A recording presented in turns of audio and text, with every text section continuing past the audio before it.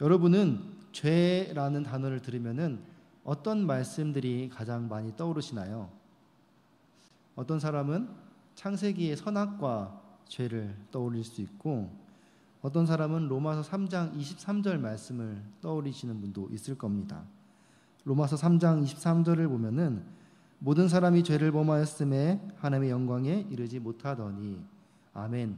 우리가 잘 아는 말씀이죠.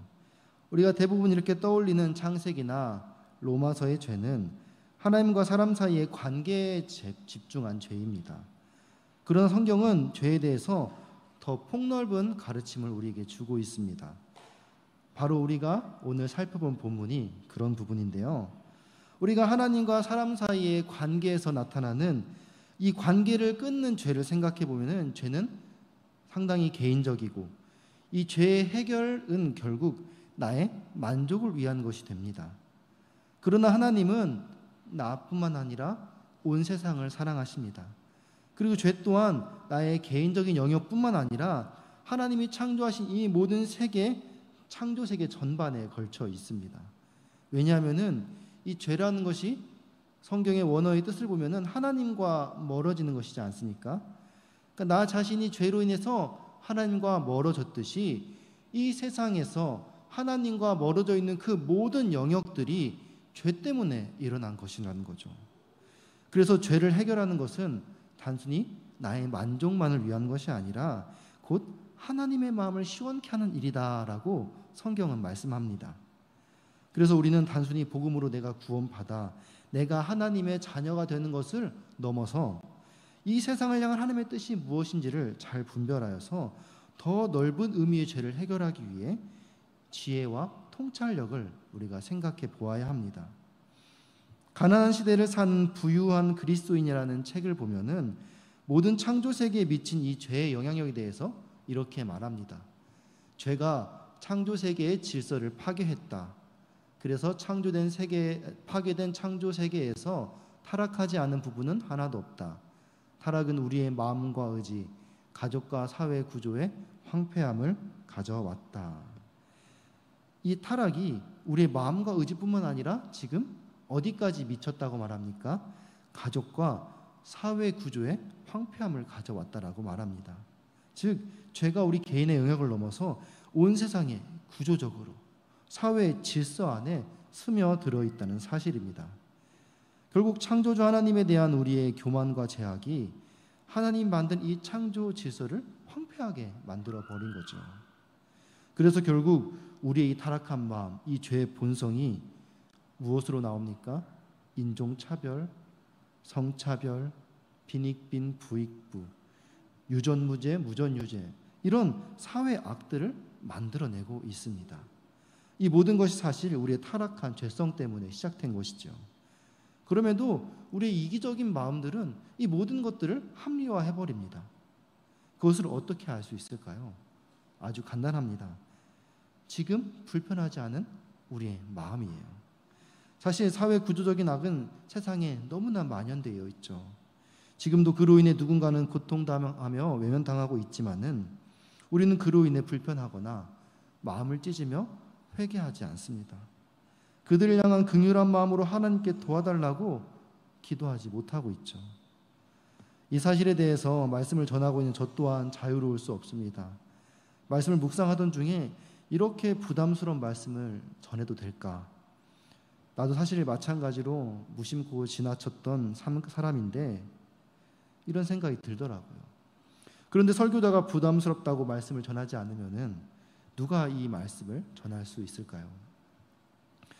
언젠가 이 말씀을 떳떳하게 전할 수 있을 만큼 사회적으로 공헌한 사람이 나와서 말씀을 전할 때까지 우리는 그저 그렇게 기다려야 하는 것일까요? 하나님이 저에게 주셨던 마음은 지금 내가 느끼고 있는 이 영적인 부담감을 가지고 함께 공감하며 나누라는 마음을 주셨습니다. 지금 말씀을 전하고 있는 부족한 저를 바라보는 것이 아니라 말씀을 통해 우리의 영을 만지시는 하나님을 기대하시기를 바랍니다. 하나님은 오늘 아모스 말씀을 통해서 사회 구조 속에 이런 심겨진 구조적 불이 결코 용납하지 않으신다라고 말씀하십니다. 우리 아모스 2장 6절에서 8절 말씀을 함께 읽겠습니다. 여호와께서 이와 같이 말씀하시되 이스라엘의 서너 가지 죄로 말미암아 내가 그 벌을 돌이키지 아니하리니 이는 그들이 은을 받고 은인을 팔며 신 한 켤레를 받고 가난한 자를 팔며 힘없는 자의 머리를 티끌먼지 속에 발로 밟고 연약한 자의 길을 굽게 하며 아버지와 아들이 한 젊은 여인에게 다녀서 내 거룩한 이름을 더럽히며 모든 제단 옆에서 전당 잡은 옷 위에 누우며 그들의 신전에서 벌금으로 얻은 포도주를 마심이니라. 아멘. 아모스 2장 6절에서 8절을 보면은 하나님은 이스라엘의 죄를 열거하시면서 그들의 죄를 용서하지 않겠다라고 말씀하십니다. 이 여러 가지 죄들을 살펴보면은 우리가 오해할 만한 죄가 하나 있는데 7절 하반절에 나오는 죄입니다. 아버지와 아들이 한 젊은 여인에게 다녔다라고 말하는데 그 말대로만 해석하면은 아버지와 아들이 한 여자와 성관계를 맺었다는 것입니다. 그래서 일반적으로 이것을 생각하면은 이것이 시아버지가 며느리와 관계하거나 아들이 모친과 관계하는 근친상간의 죄를 말하는 것이 아닐까 추측이 됩니다. 물론 하나님은 이런 성적인 범죄에 대해서도 분노하십니다. 레위기 18장에서도 분명히 그것이 죄악이라고 말씀하셨죠. 그런데 이 앞뒤 구절 맥락을 살펴보면은 조금 다른 의미라는 것을 알 수가 있습니다. 왜냐하면 지금 아모스 2장 6절에서 8절에 나오는 7가지 죄를 살펴보면은 첫 번째로 은을 받고 의인을 팔고, 두 번째로 신 한 켤레를 받고 가난한 자를 팔고, 말씀을 같이 보면서 한번 보면 좋겠습니다. 6절을 보면은 힘없는 자의 머리를 발로 밟고 연약한 자의 길을 굽게 하며, 다섯 번째로 아버지와 아들이 한 젊은 여인에게 다니고, 여섯 번째로 제단에서 전당 잡은 옷 위에 눕고, 마지막 일곱 번째로 신전에서 벌금으로 얻은 포도주를 마시는 이 7가지 죄를 말하는 거예요. 이 7가지 죄를 살펴보면은 지금 의인, 가난한 자, 힘없는 자, 연약한 자, 그리고 젊은 여인, 전당 잡은 것, 벌금, 이 7가지에 대해서 이야기를 하고 있어요. 근데 이 모든 7가지 죄의 공통점이 뭐냐? 부자와 권력자에게 당하는 죄라는 거예요. 즉 아버지와 아들이 한 젊은 여인에게 다닌다는 것은 이 여성 노예가 주인 남성들에게 성적 착취를 당하는 그 죄를 말하고 있는 거예요. 조금 더 다른 해석을 보면은 그 젊은 여인이 당하는 그 죄, 그 다음에 신전과 제사 이 이야기가 있는 것으로 보아서 혹여는 풍요 제사와 관련된 성전 창기일 가능성도 있다라고 말합니다. 어떤 경우든 간에 이 타락한 개인의 문제로만 보이는 이 성적 문란함의 뿌리가 무엇이냐? 바로 이 세상의 구조적인 악이 팽배해 있다라는 거예요. 권력 남용과 풍요 탐닉이라는 사회적 구조적 죄 때문에 지금 이런 사람들이 불의하게 당하고 있다라는 것입니다. 계속해서 6절에서 8절의 나머지 부분에서도 우리는 가난하고 힘없는 자들을 괴롭히는 행위들을 볼 수 있습니다. 중요한 것은 이 모든 죄악들이 개인적 비행뿐만 아니라 제도와 구조 속에 따리를 틀고 있는 이 악을 고발하고 있다는 사실입니다. 6절에서 의인과 가난한 자를 얼마 안 되는 돈에 팔고 있습니다. 노예 거래를 의미하는 거죠. 뇌물을 받고 불리한 판결을 하는 유전무죄, 무전유죄의 법정 상황을 묘사하는 것일 수도 있겠죠.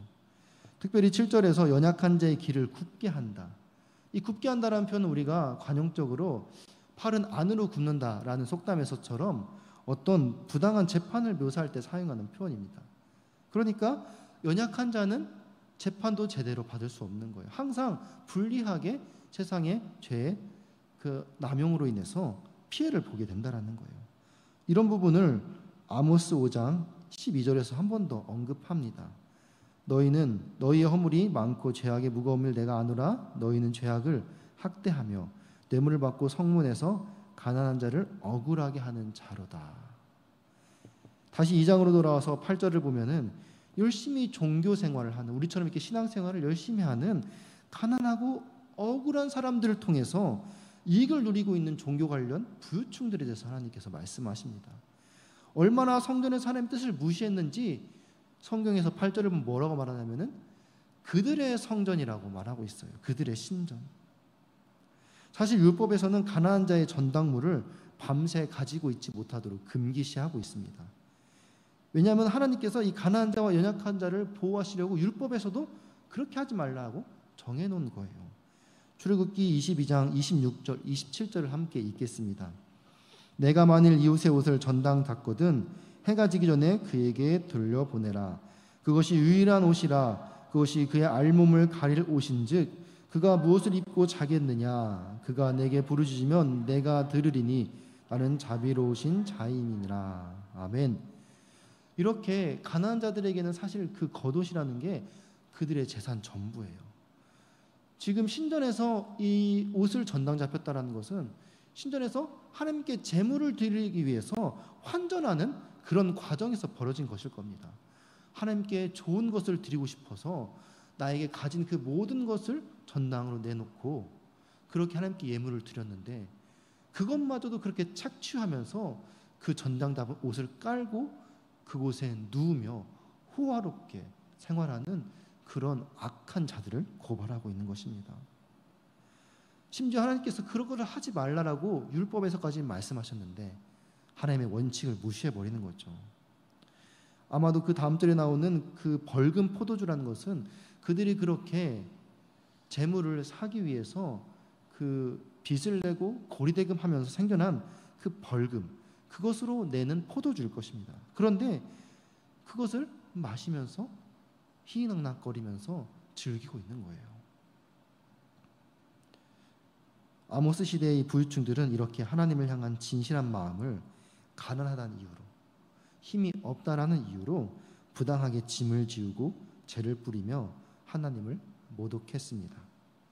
이들은 하나님의 제단과 성전을 들락거렸지만은 그들은 하나님께 그들이 드리는 제사는 하나님을 향한 제사가 아니라 그냥 단순한 종교 행위였겠죠. 그것을 통해서 자기들의 이익을 채우고 뱃속을 채우기 위한 어떤 하나의 요식 행위에 불과하지 않았다는 거예요. 진정으로 하나님을 기쁘시게 하는 제사가 아니라 가난한 자들을 돌아보시는 하나님의 분노를 자아냈을 뿐인 것입니다. 사실 이런 죄들을 바라볼 때 이 개인적인 죄와 사회적인 죄는 멀리 떨어져 있지 않습니다. 그런데 제도화된 사회적 죄는 우리가 인지하기 쉽지가 않다는 것이 큰 문제입니다. 우리가 인지하지 못한 채 사회적 죄에 얼마나 체화되어 있는지 잘 보여주는 본문이 바로 오늘 우리가 읽었던 아모스 4장의 말씀입니다. 4장 1절에서 3절입니다. 우리 아모스 4장 1절 3절 말씀 함께 읽겠습니다. 사마리아의 산에 있는 바산의 암소들아 이 말을 들으라. 너희는 힘없는 자를 학대하며 가난한 자를 압제하며 가장에게 이르기를 술을 가져다가 우리로 마시게 하라 하는도다. 주 여호와께서 자기의 거룩함을 두고 맹세하시되 때가 너희에게 이를지라. 사람이 갈고리로 너희를 끌어가며 낚시로 너희의 남은 자들도 그리하리라. 너희가 성 무너진 데를 통하여 각기 앞으로 바로 나가서 하르몬에 던져지리라. 여호와의 말씀이니라. 아멘. 이 아모스 4장은 첫 마디부터 분위기가 심상치 않습니다. 바산의 암소들아, 하나님이 지금 이렇게 말하고 있습니다. 성경에서는 이 먹는 사람을 기름지게 하는 좋은 음식을 말할 때 이 바산에서 난 순양과 염소를 이야기를 합니다. 왜냐하면 이 바산이란 지역에는 살찐 짐승들과 힘센 소들이 많이 있었기 때문이에요. 그런데 지금 이 아모스는 이스라엘의 상류층 여성들을 향해서 뭐라고 말하느냐, 이렇게 뒤룩뒤룩 살찐 암소들이라고 표현하는 거예요. 그리고 이어서 그 상류층 여성들이 힘없는 자를 학대하며 가난한 자를 압제했다라고 비판합니다. 뭐 그럴 수 있겠죠. 그런데 여기서 하나 질문이 생깁니다. 당시 문화적 상황을 좀 생각해 볼 때 이 상류층 여성들이 힘없고 가난한 자들을 직접 만나서 그들을 직접 학대하고 그들을 압제할 기회가 많이 있었을까 하는 거예요. 지금처럼 백화점이 있어서 갑질 논란이 생기는 것도 아닐 텐데 대부분 그 당시에는 가난한 소작농들이고 그 밭에서 일을 하는 농부들과 호화로운 생활을 하면서 좋은 옷과 술 그리고 잔치에서 그렇게 풍요를 누리며 살았던 그 상류층 여성이 실제로 접촉할 수 있는 기회가 얼마나 있었겠느냐는 거예요. 그리고 만난다 하더라도 그들이 굳이 그들에게 직접 말을 걸며 학대하고 압제할 가능성은 더더욱 없어 보입니다. 그리고 상황에 따라서는 그 상류층 여성들이라고 다 나쁜 것은 아니었을 거예요. 그들 중에는 마음이 따뜻한 여인이 있으면은 한 사람 한 사람에게 가끔씩은 친절을 베풀었을지도 모릅니다. 그런데 하나님은 이 같은 특권층 여성들을 다 싸잡아서 바산의 암소들이라고 말합니다. 그리고 뒤이어 2절과 3절에서 하나님께서 온갖 저주를 그들에게 퍼부으시는 거죠. 왜 하나님은 그 모든 특권층 여성들을 싸잡아서 바산의 암소들이라고 말하며 그 모든 죄악의 근원이라고 그들을 표현했을까요? 왜냐하면 그들이 호화로운 삶을 누릴 수 있었던 것은 힘써 일하는 소작농들의 땀과 눈물이 있었기에 가능했기 때문입니다. 결국 그들이 누리는 삶 자체가 사회 악에 참여하게 되는 것이에요. 만약에 이와 같이 우리가 구조적인 악으로부터 이익을 보는 특권 계층에 우리가 속한다면, 그리고 그 악의 의미를 이해하고도 그 구조를 변화시키기 위해서 하나님이 원하시는 일을 하지 않고 주저하고 있다면은 우리는 하나님 앞에서 죄를 짓게 되는 것일 겁니다. 그래서 사회악은 어떻게 보면 이 개인의 악보다도 더 교묘하게 우리 삶에 들어와 있습니다. 이런 말씀을 듣고 있자니 더욱 심각한 고민이 생기죠. 이렇게 제도화된 죄가 너무나 미묘해서 우리도 모르는 사이에 그 악에 참여하고 있으면 어쩌나 하는 그런 걱정이 듭니다. 그래서 우리는 하나님이 싫어하는 이 모든 죄악들과 싸우기 위해서라도 이 제도화된 사회적 죄에 대한 감수성과 민감성을 키워야 되는 것이죠. 왜냐하면 이 사회적 죄에 대해서 예민하지 않고는 하나님과 이웃을 우리가 온전하게 사랑할 수 없기 때문입니다. 그렇다면 어떻게 이 제도화된 죄에 대해서 우리가 예민해질 수 있을까요? 바로 제도화된 죄로 인해서 어려움을 겪고 있는 그 사람들에게 우리가 다가가야 합니다. 가까이서 만나야 그들의 삶을 우리가 알 수 있다는 것이죠. 이스라엘 상류층 여성들이 가난한 사람들과 직접 접촉하지 않았음에도 그들을 학대했던 이유가 무엇입니까? 그들과 접촉하지 않았기 때문에, 반대로 그들과 만나지 않았기 때문에 그들의 삶을 알 수 없었고, 그래서 그로 인해 자기들이 사회 악에 참여하고 있다는 사실도 몰랐다라는 것입니다.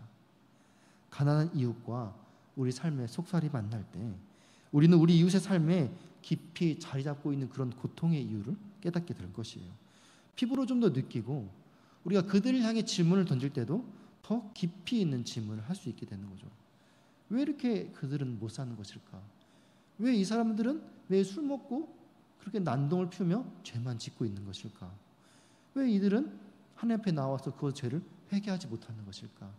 단순하게 고민하는 것이 아니라 그들의 삶에 깊이 잡은 고통의 문제를 우리가 조금 더 피부로 느낀다면은 그들을 향한 질문은 달라질 것입니다. 온두라스에서 사역하던 한 선교사님은 온두라스의 가난한 농부들에게 복음을 전하다가 그들이 가난에서 벗어나지 못한 이유를 발견했어요. 처음에는 그들이 게을러서 일을 열심히 하지 않아서 그렇다라고 생각했는데 알고 보니 그 나라의 잘못된 제도와 부패 때문임을 알게 되었습니다. 그때부터 선교사님은 단순히 그 가난한 사람들에게 복음을 전하고 그들의 생계 유지를 돕는데 사역을 집중하는 것뿐만 아니라 더불어서 온두라스의 정치, 경제, 사회 전반적인 제도적 문제를 개선하기 위해서 노력하는 쪽으로 사역의 방향성을 재정비하였습니다. 이와 같이 우리가 연약하고 힘없는 이웃과 삶을 공유할 때 구조 악의 의미를 조금씩 알아가게 되는 것이죠. 그런데 사실 이런 이해들은 우리의 양심을 불편하게 만듭니다. 그래서 더 이상 때로는 알고 싶어지지 않을 때가 있습니다. 그러나 그 불편함이 만약 우리를 멈추게 한다면은 그것이 바로 오늘 아모스가 지적하는 죄입니다. 아모스 4장 17절 야고보서 4장 17절 함께 읽겠습니다. 그러므로 사람이 선을 행할 줄 알고도 행하지 아니하면 죄니라. 아멘. 성경은 죄를 말할 때 세상에서 통용되는 헌법에 적혀 있는 것을 어긴 것만이 죄라고 말하지 않습니다. 성경은 더 높은 차원의 죄를 우리에게 가르쳐주고 있죠. 음욕을 품은 것만으로도 간음한 것이다. 사람을 미워하는 것이 곧 살인죄라고 말하죠. 술, 담배에 대해서도 마찬가지입니다. 담배를 피우는 것이 죄라고 성경에 나와 있지는 않죠. 그러나 우리의 몸이 하나님의 성전이고 담배의 유해성으로 인해서 우리의 몸이 더러워진다는 것을 알고 있음에도 우리가 계속 그 담배를 피운다면 그것은 하나님께 죄를 짓게 되는 것이죠. 하나님의 성전을 더럽히는 죄가 되는 거예요. 술도 마찬가지예요. 술 자체를 마시는 것은 죄가 아닙니다. 심지어 예수님도 술을 마셨죠. 포도주를 즐겨 드셨습니다. 우리 담임 목사님께서 예수님을 그 별명을 지어줬을 때 뭐라고 했어요? 파티보이라고, 잔치를 즐겨 했고 술이 아니라 포도주를 즐겨 마셨다라고 성경에 나와 있죠. 특정한 상황에서는 포도주를 약으로 사용하는 경우도 있습니다. 독일은 맥주를 물처럼 마시는 문화가 있다라고 하죠. 그러나 유독 우리나라에서만 술을 금기시하고 있습니다. 왜 그럴까요? 우리나라의 술 문화가 너무나 악하기 때문이에요. 과거에는 처음 우리나라에 복음이 들어왔을 당시에 1990년대 초에는 이 사경회를 열면 보통 일주씩 열었는데 이 사경회를 이제 우리는 요즘 많이 줄었죠. 저 때만 하더라도 새벽, 오전, 저녁이었어요. 근데 그전에는 그냥 풀이었잖아요. 아침 새벽부터 저녁까지 하루에 5번, 10번씩 말씀을 전하면은 2시간 전하고 10분 쉬고 3시간 전하고 쉬고 이러면은 그 쉬는 시간 틈틈이마다 그 당시 초기에는 복음이 들어오기 초기에는 막걸리를 돌렸다고 해요. 그러니까 지금 이렇게 말씀을 전하 여러분 좀 많이 피곤하시죠? 우리 잠깐 10분만 쉬었다 할까요? 막걸리 돌리면서 소주 한 잔씩 드시고 이런 문화가 있었던 거예요. 왜냐하면은 술이 악하다고 생각을 안 했기 때문이에요. 그런데 선교사님들이 와서 우리나라의 한국의 술 문화를 보니까 이게 너무나 악한 거예요. 우리나라에는 술을 어떻게 마시나요? 잘 아시죠? 네, 개가 될 때까지, 이성을 잃을 때까지 마시죠. 술 때문에 큰 사고도 많이 일어납니다. 그리고 잔치에서 어린이 따라주는 술은 어떻게 해요? 무조건 마셔야 돼요. 유교 사상 때문에. 그래서 그런 술 문화가 접대 문화, 그 회사에서 회식 문화 이런 것들이 다 사실 사회 구조적인 악한 문화로 자리 잡아 있는 것이죠. 그래서 이 술로 인한 폭력도 생기게 되는 것이죠. 그래서 선교사님들이 보았을 때 우리나라에서 술 먹는 것은 죄다라고 규정한 것이에요. 지금도 우리나라의 술 문화는 과거에 비해 그리 좋아지지는 않은 것 같아요. 지금도 술로 인해서 많은 사건 사고들이 일어나고 젊은이들도 술 때문에 인생을 망치는 경우들이 참 많이 보게 됩니다. 이런 것을 볼 때 술 문화는 죄가 맞습니다. 이렇게 우리가 간음, 살인, 술, 담배 그리고 사회의 제도적인 악을 알고도 우리가 선을 행하는 방향으로 우리의 삶을 옮기지 않는다면은 그것은 곧 하나님의 시선을 외면하는 죄가 된다라는 사실입니다. 제도화된 이 악의 존재를 알아가기 시작하는 우리에게 오늘 아모스는 우리가 처음에 읽었던 그 본문 말씀을 우리에게 가르쳐 줍니다. 우리 아모스 5장 14절 15절 함께 읽겠습니다. 너희는 살려면 선을 구하고 악을 구하지 말지어다. 만군의 하나님 여호와께서 너희의 말과 같이 너희와 함께 하시리라. 너희는 악을 미워하고 선을 사랑하며 성문에서 정의를 세울지어다. 만군의 하나님 여호와께서 혹시 요셉의 남은 자를 불쌍히 여기시리라. 아멘. 지금 말씀에서 뭐라고 말합니까? 너희는 살려면 선을 구하고 악을 구하지 말지어다. 너희는 악을 미워하고 선을 사랑하며 성문에서 정의를 세울지어다. 아멘. 이 성문이라는 곳은 지금의 법정과도 같은 곳이에요.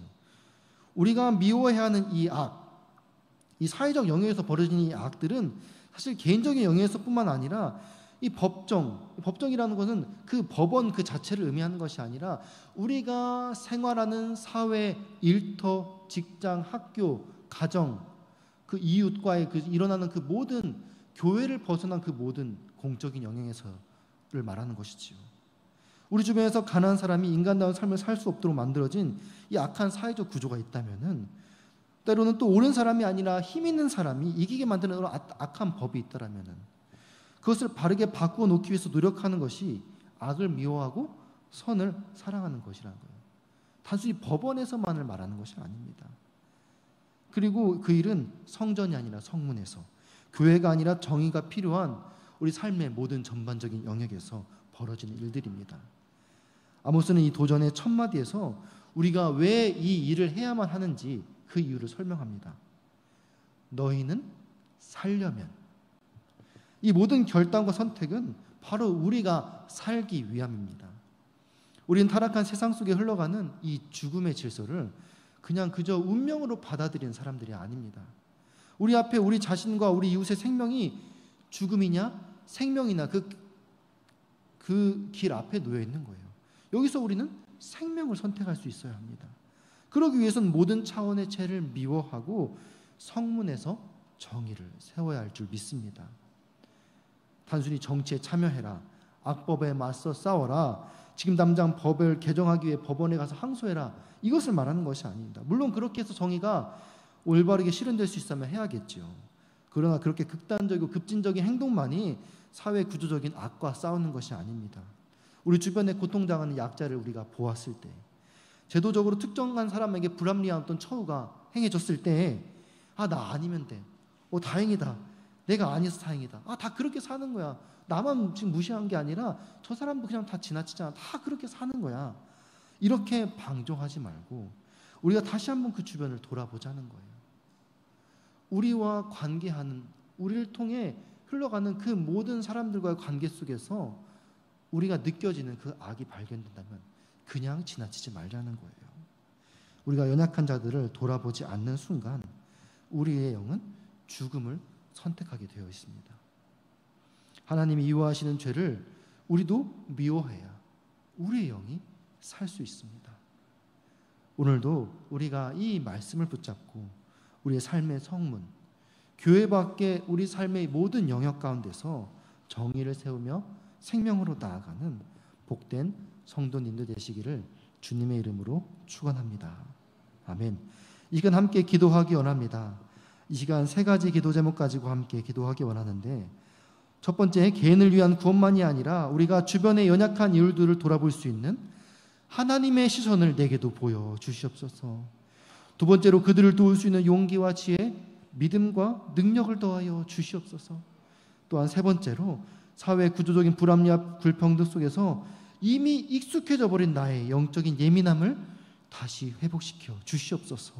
우리 이 세 가지 기도 제목 가지고 살아가는 주님의 이름 세 번 부르고 함께 기도하시겠습니다. 주여, 주여.